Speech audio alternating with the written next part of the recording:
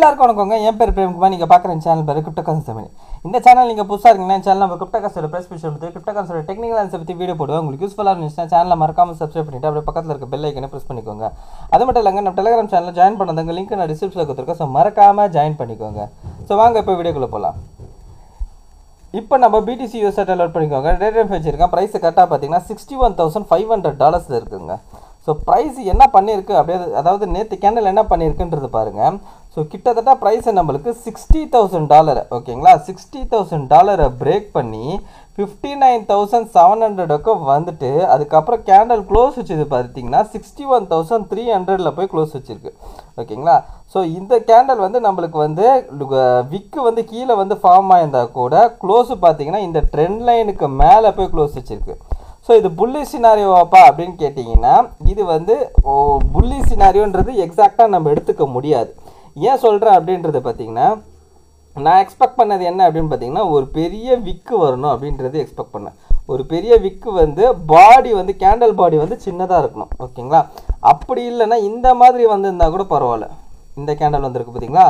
So இந்த மாதிரி ஒரு கிட்டத்தட்ட ஹாஃப் த பாடி வந்து கேண்டலாகவும் ஆஃப் த கேண்டல் வந்து பாடியாகவும் ஆஃப் த கேண்டல் வந்து விக்காக இருந்தால் கூட பரவாயில்ல. பட் இங்கே பார்த்தீங்கன்னா இந்த கேண்டலோட பாடியை கம்பேர் பண்ணும்போது இந்த விக்கோட அளவு வந்து சின்னதாக இருக்குது. ஸோ அப்படின்னா என்ன அர்த்தம் அப்படின்னு பார்த்தீங்கன்னா, இதில் வந்த பையர்ஸோட எண்ணிக்கை வந்து கொஞ்சம் கம்மியாக இருக்கிற மாதிரி தெரியுது ஓகேங்களா.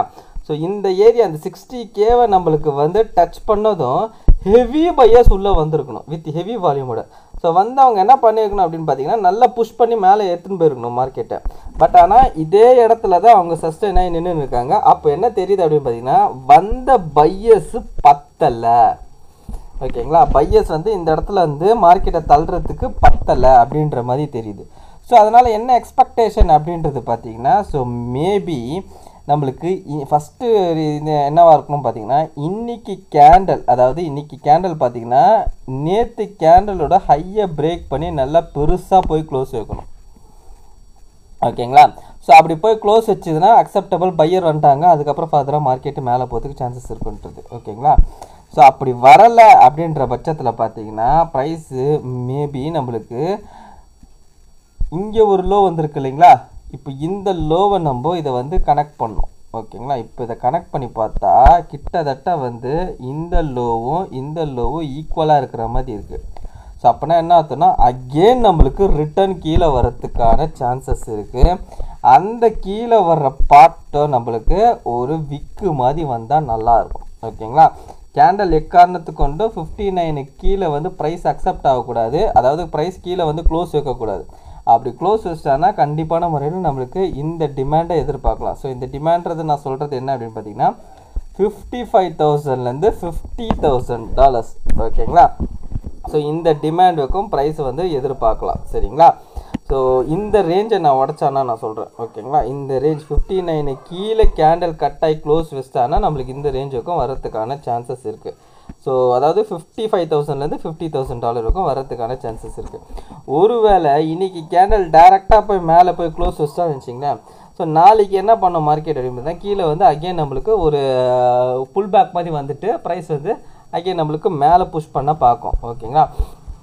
அது மட்டும் இல்லாமல் நாளைக்கு நினைக்கிறேன், நாளைக்கு பார்த்தீங்கன்னா நம்மளுக்கு வந்து இது ஹால்விங் இருக்கிறதுனால ஸோ ப்ரைஸில் பார்த்தீங்கன்னா நல்லாவே ஃப்ளக்சுவேஷன் இருக்கிறதுக்கான அதிக வாய்ப்புகள் இருக்குது. ஸோ அதனால தான் எனக்கு என்னமோ வந்து அவன் வந்து இதுக்கு கீழே வந்து அவ்வளோ சீக்கிரத்தில் போகலை, மார்க்கெட்டை அப்படியே சஸ்டெயின் ஆகி நிற்க வச்சுருக்காங்கன்றது மாதிரி எனக்கு தோணுது ஓகேங்களா. ஒருவேளை இந்த ஃப்ளக்சுவேஷன் போது சல்லுன்னு கீழே வந்து ஒரு விக்கெட்ஸ் டக்குன்னு மேலே போயிட்டான்னு வச்சிங்களேன், நம்மளுக்கு ஒரு வேலை மிச்சமாகிடும். அதான் பார்க்குறேன். ஏன்னா இங்கே பார்த்தீங்கன்னா தெரியும் நம்மளுக்கு கிட்டத்தட்ட மார்க்கெட் என்ன பண்ணியிருக்கு அப்படின்னு பார்த்தீங்கன்னா, இந்த ஒரு லோவும் இந்த ஒரு ஹை இந்த ரேஞ்சுக்குள்ளே தான் மார்க்கெட் இருக்குது ஓகேங்களா. இந்த ரேஞ்சுக்குள்ளே இருக்கிறதுனால நம்மளுக்கு பார்த்தீங்கன்னா மார்க்கெட்டு கீழேயும் பிரேக் ஆகலை, மேலேயும் பிரேக் ஆகலை ஓகேங்களா. ஸோ அதனால தான் வந்து என்னென்னா கொஞ்சம் டஃப்பாக இருக்குது மார்க்கெட் ஓகேங்களா. ஸோ எனக்கு தெரிஞ்சு பார்த்தீங்கன்னா இந்த லோவை உடைப்பான், மறுபடியும் கீழே வந்து இந்த லோவை டெஸ்ட் பண்ணுவான் அப்படின்றது தான் எதிர்பார்க்குறேன். டெஸ்ட் பண்ணிவிட்டு அதுக்கப்புறம் ஃபர்தராக வந்து ஒரு நல்ல மூவ் கொடுக்கறதுக்கு சான்சஸ் இருக்குது. அப்படி ப்ரைஸ் ஒருவேளை நம்மளுக்கு இந்த லோவை உடச்சி கீழே வந்து இந்த டிமாண்ட் ஏரியாவை தொட்டான்னு வச்சிங்களேன், ஸோ இதுதான் நம்மளுக்கு ஒரு பெஸ்ட் பையிங் ஆப்பர்ச்சுனிட்டியாக இருக்கும். ஸோ நான் ஏற்கனவே வந்து சொல்லியிருப்பேன். ஸோ 85% ஆஃப் அமௌண்ட் வந்து நம்ம இன்வெஸ்ட் பண்ணியிருப்போம். பேலன்ஸ் 15% வந்து இந்த ஏரியாவில் இன்வெஸ்ட் பண்ணலாம். இது ஒரு நல்ல ஒரு பையிங் ஆப்பர்ச்சுனிட்டியாக இருக்கும். ஓகேங்களா? ஸோ இந்த ஏரியாவில் பெஸ்ட்டு பையிங்காக இருக்கும். சரிங்களா? ஸோ அப்படி ப்ரைஸ் இங்கே வந்தால் ஓகேங்களா, இந்த 59,000 கீழே வந்து கேண்டில் க்ளோஸ் வச்சு இந்த ஏரியாக்குள்ளே வந்து நின்ட்டான்னா அப்போ இது ஒரு நல்ல ஒரு பெஸ்ட்டு பையிங்காக இருக்கும். ஆல்ரெடி பார்த்தீங்கன்னா இப்போயே நம்மளுக்கு வந்து கிட்டத்தட்ட வந்து ஆல்ட்டு காயினில் 50 to 60% வந்து டிஸ்கவுண்ட்டில் தான் இருக்குது. ஓகேங்களா? ஆவரேஜ் பண்ணணுன்னு நினைக்கிறவங்க பேலன்ஸ் இருக்க 15%ம் இந்த இடத்துல ஆவரேஜ் பண்ணிக்கலாம். ஓகேங்களா? ஸோ இந்த இடத்துல ஆவரேஜ் பண்ணிக்கலாம். ஸோ ஓவராலாக பார்த்தீங்கன்னா நம்ம வந்து ஒரு 100% ஆஃப் இன்வெஸ்ட்மெண்ட்டை வந்து உள்ளே இறக்கிட்ட மாதிரி இருக்கும். சரிங்களா? ஸோ இப்படி தாங்க இருக்கணும் எப்போவுமே. என்னென்னா நம்ம எல்லாமே வந்து பணத்தை உள்ளே போட்டுறக்கூடாது. கொஞ்சம் பணம் எப்போவுமே நம்ம கையில் வச்சுக்கினே இருக்கணும். ஓகேங்களா? அப்போ தான் நம்ம ஒரு புல் பேக் வந்து பிடிக்க முடியும். Right, okay. ஸோ அடுத்தது பார்த்திங்கன்னா ஈதீரியம் பார்ப்போம். ஸோ ஈதீரியமில் பார்த்தீங்கன்னா உங்களுக்கு என்ன அப்படின்னு பார்த்தீங்கன்னா இந்த டிமாண்டு பாருங்கள். ஸோ ஃபஸ்ட்டு வந்து இங்கே ஒரு டிமாண்ட் இருக்கு இல்லையா? ஸோ இந்த டிமாண்டு பாருங்கள், கிட்டத்தட்ட இந்த டிமாண்டோட ரேஞ்ச் எங்கே இருக்குது அப்படின்னு பார்த்தீங்கன்னா $3,005 $2,906. ஓகேங்களா? ஸோ இந்த டிமாண்டில் ப்ரைஸ் வந்து நல்லாவே வந்து சஸ்டைன் ஆகி நின்றுன்னு இருக்குது. சரிங்களா? ஒருவேளை பிட்காயின் நம்மளுக்கு அந்த 59 உடச்சி கீழே வந்தான்னா 50 இல்லை 55 கிட்ட வந்தான், 55 அந்த ரேஞ்சு கிட்ட வந்தான்னா கண்டிப்பாக இவனும் இந்த லோ உடைக்க சான்சஸ் இருக்குது. அப்போ நம்மளுக்கு எதிர்பார்க்குறது என்ன அப்படின்னு பார்த்தீங்கன்னா 2,800 2,700 இதுதான் வந்து அடுத்து இருக்க டிமாண்ட். ஓகேங்களா? ஆனால் பிட்காயின் அங்கே உடச்சா மட்டும்தான் இவன் இங்கே வருவான். இல்லைன்னா இதுவே ஒரு சூப்பரான டிமாண்ட் தான். இதுலேருந்தே மார்க்கெட் வந்து டேர்ன் ஆகிறதுக்கு சான்சஸ் இருக்குது. ஓகேங்களா? இந்த 2 லெவலை தாண்டி பிட்காயின் ஈதீரியம் வந்து கீழே போகிறதுக்கான சான்சஸும் கிடையாது. அதே மாதிரி பிட்காயினும் பார்த்திங்கன்னா பெரிய லெவலில் கீழே போகிறதுக்கு சான்சஸ் இல்லை. ஒருவேளை அப்படி கீழே வந்தான்னா 50,000 கீழே வந்தான்னா கீழே வந்து ஒரு நான் உங்களுக்கு பிட்காயினில் காமிக்கிறேன் பாருங்களேன். ஒருவேளை பிட்காயின் வந்து எதையும் மீறி இந்த டிமாண்டு கீழே வரான்னு வச்சுக்கலாம். அப்போ வந்தான்னா கண்டிப்பாக ஒரு சின்னதாக ஒரு விக்காக தான் இருக்குமே ஒழிய பெரிய விக்கெலாம் இருக்காது. விக்கு வந்துட்டு அதுக்கப்புறம் ஃபர்தராக வந்து நல்லா ஃபாஸ்ட்டாகவே அக்ரெசிவாகவே மூவ் ஆகிறதுக்கு சான்சஸ் இருக்குது. ஈதீரியம் நம்மளுக்கு வந்து அந்த இது வந்து அப்ரூவ் ஆகுறதுனால நம்மளுக்கு வந்து கிட்டத்தட்ட வந்து ஈதீரியம் வந்து இதே இடத்துல வந்து சஸ்டைனாக நின்று இருக்குது. சரிங்களா?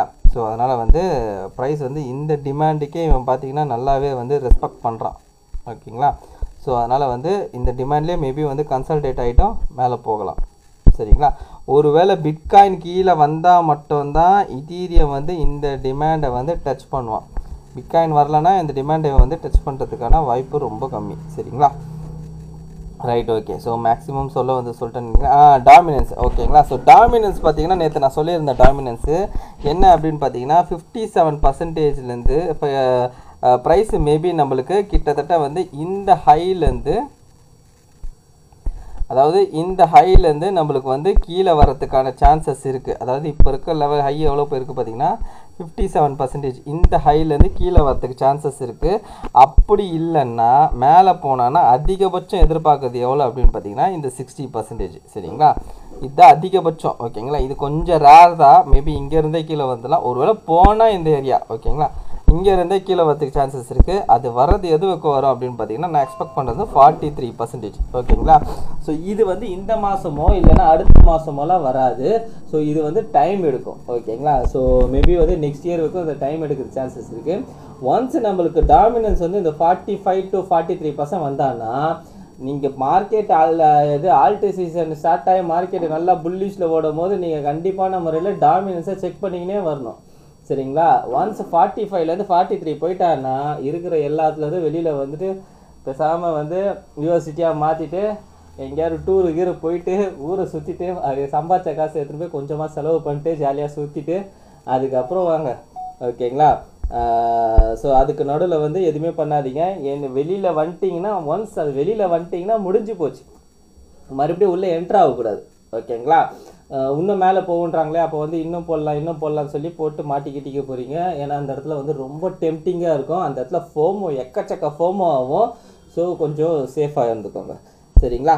Right, okay. ஸோ நான் சொல்லுவேன் இந்த இடத்தையாவது வரும்போது நான் சொல்லுவேன். நான் இந்த இடத்துல வந்து ஒரு 45 அந்த ரேஞ்சில் வரும்போது நான் வெளியில் வந்துடுவேன். ஸோ அப்போ அந்த பீரியடில் வந்து நான் மேக்ஸிமம் வந்து சொல்லிவிடுவேன். ஓகேங்களா? ஸ்டூடெண்ட்ஸுக்குலாம் டேரெக்டாக வந்து நானே வந்து ஃபோன் பண்ணி என் கூட காண்டாக்டில் இருக்கவங்களுக்கு வந்து டேரெக்டாக நான் வந்து சொல்லிவிடுவேன். ஓகேங்களா?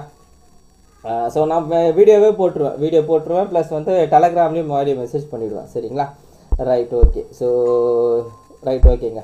ஸோ இந்த வீடியோ பிடிச்சிருந்தா இந்த வீடியோக்கு ஒரு லைக் போட்டுருங்க. அப்படியே கமெண்ட் பாக்ஸில் கமெண்ட் பண்ணிவிடுங்க. உங்கள் ஃப்ரெண்ட்ஸ் அண்ட் ஃபேமிலிஸ்க்கு ஷேர் பண்ணி விட்டுடுங்க.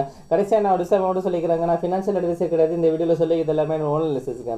நீங்கள் இன்வெஸ்ட் பண்ணுறதுக்கு நீங்களே ஒரு ஓன் அனலைஸ் பண்ணிட்டு இல்லை உங்கள் ஃபினான்ஷியல் அட்வைஸர் கேட்டு டிசைட் பண்ணிக்கோங்க. So thank you.